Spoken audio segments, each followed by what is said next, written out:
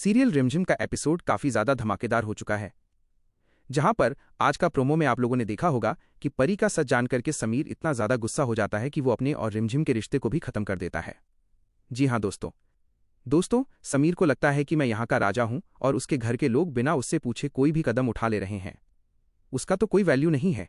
इस वजह से वो परी के साथ भी सारा रिश्ते को खत्म कर देता है और रिमझिम के साथ भी सारे रिश्ते को खत्म कर देता है।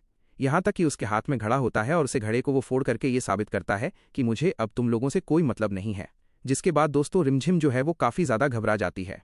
और दोस्तों ये सब समीर जो है वो मोहिनी का बहकावे, क्योंकि दोस्तों मोहिनी को जैसे ही पता चलता है कि समीर परी का सच जान करके पागल हो चुका है तो वो उसके दिमाग में और जहर घोल देता है। वो बोलती है कि आप दोनों को घर राजमहल से बाहर निकाल दीजिए। मैं तो पहले ही कहा था कि रिमझिम सिर्फ इस राजमहल को देख के यहाँ पर आ रही है, वो आपसे प्यार नहीं करती है। अगर वो आपसे प्यार करती है तो वो बिना पूछे इस लड़की को घर में रुकने का परमिशन नहीं देती या फिर आपको धोखा नहीं देती। और दोस्तों मोहिनी के बाद समीर के दिमाग में बैठ जाता है। के बाद समीर ऐसा फैसला लेता है। तो चलिए दोस्तों जानते हैं आगे की कहानी। आखिरकार वो सच सबके सामने आ ही गया जिसका डर रिमझिम को हमेशा से था। समीर को पता चल चुका है कि परी उसकी सगी बहन है, लेकिन इस सच के सामने आते ही वीरगढ़ महल में तूफान खड़ा हो जाता है। दरअसल मोहिनी अपनी चाल में कामयाब हो जाती है और रूपवासा की मदद से समीर तक ये बात पहुंचा देती है कि परी उसी के पिता की बेटी है। ये सुनते ही समीर के पैरों तले जमीन खिसक जाती। समीर को सबसे ज्यादा गुस्सा इस बात का आता है कि रिमझिम ने उससे इतना बड़ा सच छुपाया। गुस्से में समीर अपना आपा खो देता है और रिमझिम पर चिल्लाते हुए कहता है कि उसने उसके भरोसे को तोड़ दिया है। समीर कहता है कि अब वो रिमझिम का चेहरा तक नहीं देखना चाहता।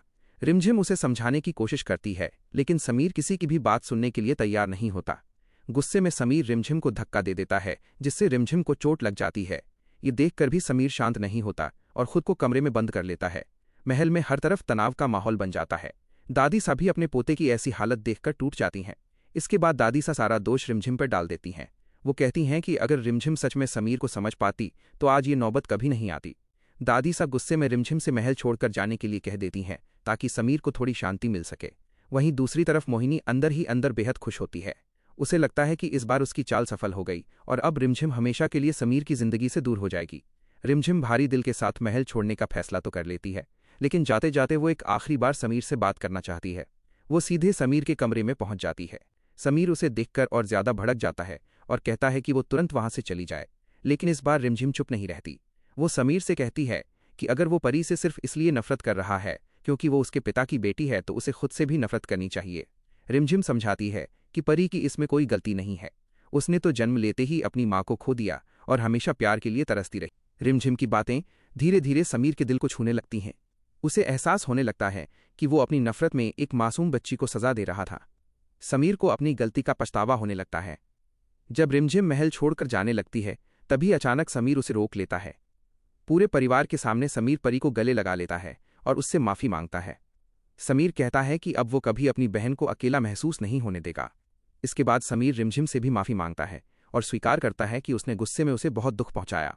ये सब देखकर दादीसा की आंखों में खुशी के आंसू आ जाते हैं। उन्हें एहसास होता है कि रिमझिम ने उनके पोते को सही रास्ता दिखाया है। और दोस्तों इसी के साथ एक तरफ तो रिमझिम ने दादी का दिल जीत लिया है समीर और परी को मिलवाने की कोशिश करके, लेकिन दोस्तों अब दादी को भी पता चल चुका है कि मोहिनी नहीं चाहती है कि समीर और परी मिले। इस वजह से दादी जो है वो मोहिनी से नफरत करते नजर आती है।